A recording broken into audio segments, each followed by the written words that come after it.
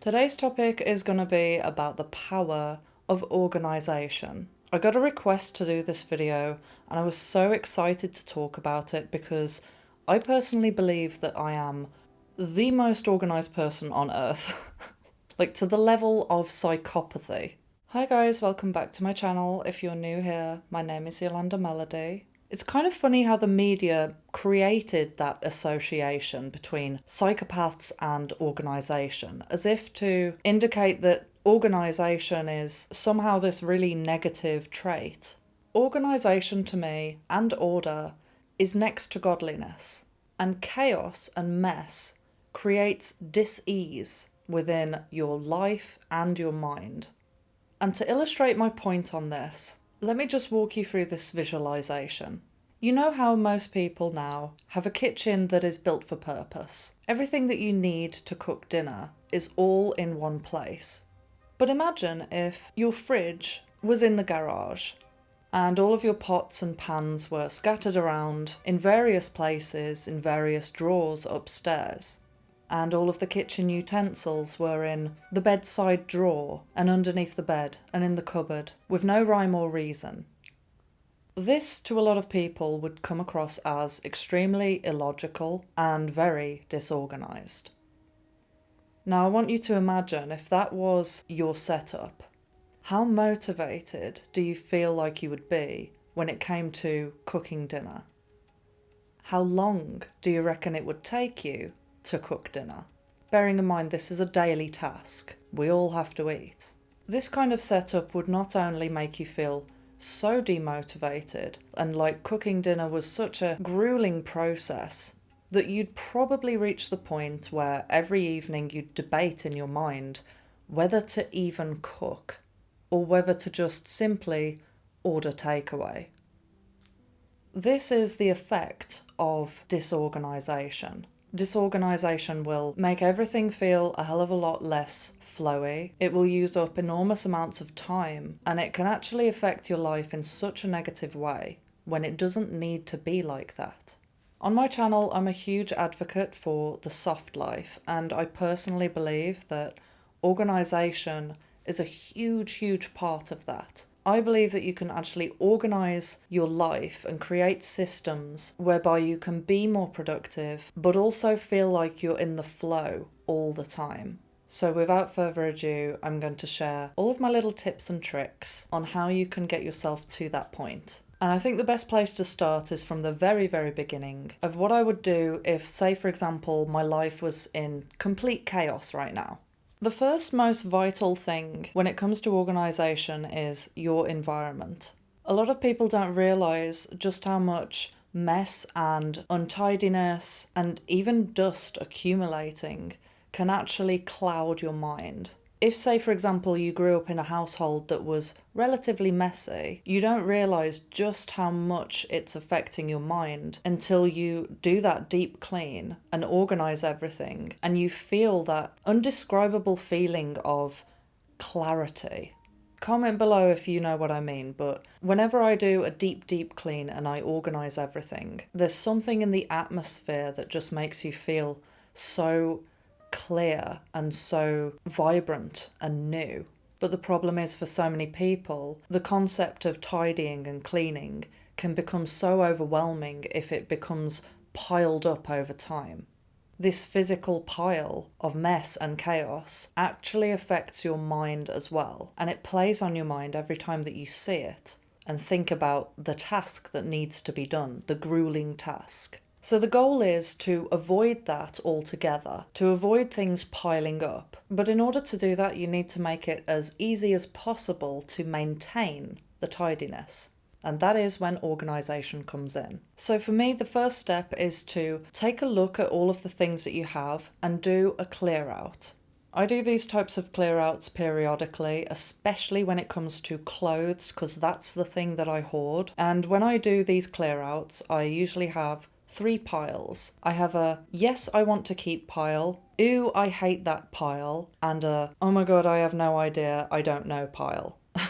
That is a system that's very simple and easy to just work through on autopilot almost. And my hack for people who don't enjoy cleaning or tidying or any of that, if it overwhelms you, the key is to create a plan in your mind, even sometimes just write it down on your phone, have a list of what the plan is and how you're going to execute it.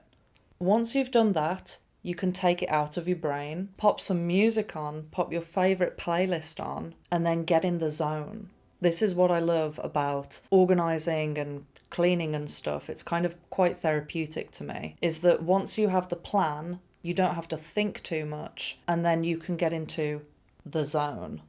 One thing that I don't really hear people talk about a lot is that organisation, really, being an organised person, is all about using your brain before you use your body. You can end up making tasks a hell of a lot more difficult than they need to be if you don't think or plan ahead. For example, sometimes I'll sit in the kitchen, I'll be drinking my cup of tea, and I'll have it in my mind that I'm going to clean. And what I'll do is I'll visually look at all of the items that are in front of me from the wide view lens and almost visually pick up all of the things that go to one particular place so that I have less journeys to make.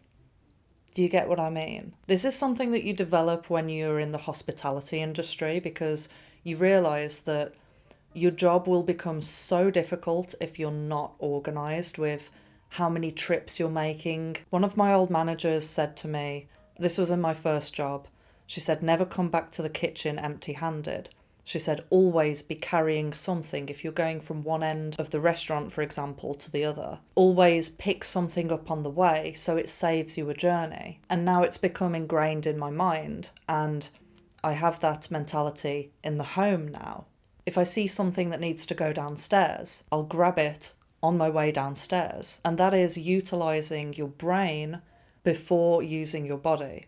I see a lot of people that are very impatient and they just want to get things done quickly. And they don't take into consideration that if they just sat there for a second and thought before they did, they could actually do things in a logical manner and thus get things done quicker without having to rush around. This is what they mean when they say, work smart, not hard. Another thing that's quite related to your environment is also your interior design choices. I think that interior design works in with organisation because what you're seeing visually on a day-to-day basis can either calm you or make you feel chaotic. A lot of people look at my decor and they're usually quite surprised. I've had some people say that my interior design choices are quite minimalistic or sterile, and I will accept that. For me, I like to look at things that are very cohesive and aesthetically pleasing, but I was never really that good at colour theory. It is something that I'm trying to learn now though. But because I didn't understand how to get certain colours to complement one another, and I always felt very overwhelmed when I saw a lot of mismatched patterns and colours all in front of me, it caused a lot of chaos in my mind. So I started just adopting the minimalist aesthetic and thought, I'm just going to go with white and black, maybe a bit of grey. There are only so many shades of white and black, and you can't really go wrong. So those are my reasons, and I personally find it to be very, very calming, but I understand it's not to everybody's taste. The thing is, your home is your sanctuary. If you take pride in it and you nurture it and make it so that it's a nice environment to be in, you will feel more at ease. I used to have a lot of junk. Right. I used to be very careless with my purchases, where I used to just buy stuff because in the shop it looked cute. I would buy bags, for example, that wouldn't match with any outfits of mine. I'd buy items of clothing that on their own they looked good, but realistically I'd have nowhere to wear them. And often I'd find that it was just a heat of the moment purchase. And I would do this with random ornaments and just junk, really. So I started getting rid of all of that stuff, and I started having a rule that anything that I purchase from now on, I will think before I buy. And I actually have a very strict list of requirements almost, where the item needs to check all of the boxes, and if it doesn't, I'm not buying it. And with that mentality over time, I can now say very confidently that every single item that I have fulfills a purpose. It looks great. I still love the item as much as when I bought it in the first place. It matches with my aesthetic and it's good quality. So that is pretty much the list of criteria. It has to be good quality with no flaws. Say for example, if I'm buying an item of clothing and there's one thing I don't like about it, I won't buy it. Even if it's a little thing, because eventually I know I will get rid of it. And I know every time I try it on, I will look at that flaw and it will bother me. If there's an item that doesn't really match my aesthetic, I will have the self-control to not buy it, because again, I know it's not going to get used. And eventually, if you have this mindset, you'll get to the point where you're not only saving money because you don't need to buy anything, you're happy with all of your items, everything fulfills a purpose, the junk doesn't accumulate anymore because everything has a place. And that's the next point that I want to get onto. In order to stop the mess accumulating, everything has to have its allocated place. And this is where the storage obsession comes into play as well. And drawer separators. Believe me, they're not a gimmick. They really do make your life easier. If everything has a place, that means that you don't have to think when you put things away, because you know instinctively it just becomes an autopilot thing. If everything has a place, you no longer lose things because you know exactly where everything is. You could ask me any item that I have and I will be able to tell you exactly where it is. This will save you so much time and give you so much clarity. If I were speaking to a person who was really at a loose end when it came to their home and the mess, I would say, don't let it overwhelm you. There's no need to rush. This is something that can be done over time if you're strategic about it. Because once you get to that level of cleanliness and order, it is actually very easy to maintain. I don't really spend a huge amount of time putting things away anymore. Majoritively now, because everything is always so tidy, I just do like a weekly deep clean, because you'd be surprised how dust... This is a thing, right? On a spiritual level, I believe that dust can harbour negative energy. The reason why I feel this is because I feel it, right? Sometimes I'll set up for filming and I won't bother to wipe the surfaces or clean the mirrors because they're already relatively clean. But I know that there's a little bit of dust hanging about. The times that I've filmed and I've skipped the step of doing the deep clean, I actually find that it's more difficult for me to organise my thoughts. But on the days where I've done the deep clean and I've wiped the mirrors, made everything spotless, again, I have so much clarity. If you're hypothetically in the midst of doing an interior decor revamp, I personally would recommend that every single piece of furniture that you buy, preferably, also doubles up as storage. Some people think that storage is like some kind of cheat code where mess just accumulates in the storage, therefore the environment's not really clean. No. Storage is essential. If you didn't have storage, everything would always be messy. But if you think about it, say for example you have a coffee table. By all means, have a coffee table that is just a table. But me personally, I would try and lean more towards a coffee table that has drawers, because then that's extra storage. So as you're going along with your organisation journey, you may start to notice that you develop an obsession with drawer separators and anything related to storage.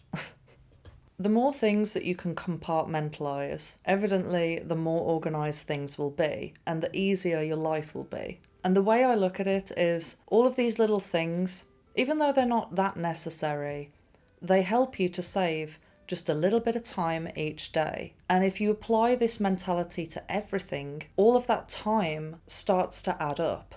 Instead of spending time running around like a maniac trying to find things, trying to find somewhere to put things away, instead of wasting your time doing that, you have more time to enjoy your life, to have fun, to see family, to sit outside and look at the birds. I don't know. Okay, this is the next level, right? When you're picking the places for things to go, be very intentional with it. You remember the analogy that I said at the beginning of the video about the kitchen utensils? Well, the same applies to where you decide to put your things. Most people, when they come back from running errands, they have a number of things that they take off. Their shoes, their coat, their keys, their bag. So you want to have some kind of allocated place, kind of near the doorway but not too close because of burglars. You want to have an allocated place to put all of that.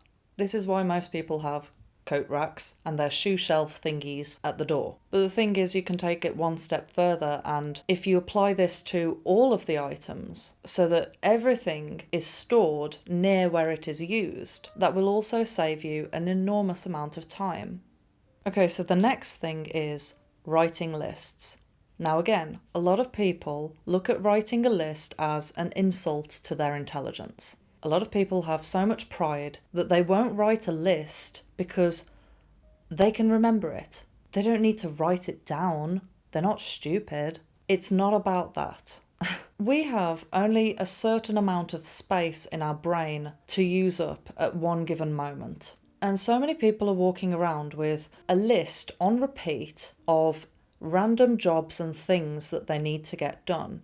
And it starts to become neurotic after a time because they're trying to hold this memory at the forefront of their mind, and they're like, got to get the car insurance done, got to get the car insurance done, got to put the washing on, got to put the washing on, I need some milk, need some milk. They've got this going on in their head while they're driving, while they're going somewhere to grab a coffee. This repetitive list is going round in their head. Just write it down. And when I realised that this made my life so much easier, I started going crazy with the lists. If I have to go shopping, I will sit for about 15 minutes and I will just write a list on my phone and try and think of everything that I need. Literally everything. And because I've done that, it saved me many, many journeys. If I have a thought pop into my head about a video idea, I will write it down. I have so many notes on my phone of various things, and sometimes they just get left in the abyss, but majoritively I'll run through the list and then I'll delete the whole note. So usually what I'll do every Sunday is I'll sit and I'll just write down a rough guide of what I've got to do throughout the week. And I'll include my workouts there, what type of stretching routine, whether I'm editing, filming, doing thumbnails, writing descriptions, doing research. And if there's any kind of menial tasks that I've got to sort out, I'll put those down as well. This helps me so much because I can literally just wake up in the morning and instead of having all of these things running around in my head, it's all written down for me. And if I want to change it up, I can do. Sometimes I will also, if I have like a mega cleaning day, for example, I'll write a list of all the small things that need to be done. And then I'll look at that list and I might change some things around so that it's in the most efficient order.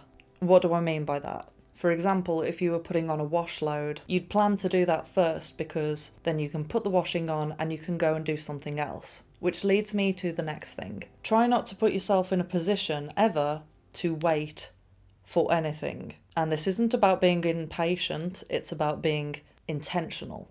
We all have certain tasks that we have to do on a weekly basis that we have to wait for. For example, the washing. For me, there's various things like my Mac is actually quite slow now. If I'm uploading footage, that takes quite a while to load. So I'll always make a plan that I'll upload the footage, let the computer do its thing, and I'll do a workout while I'm waiting. Now, the only time that I wouldn't recommend to do this is if you're waiting in traffic.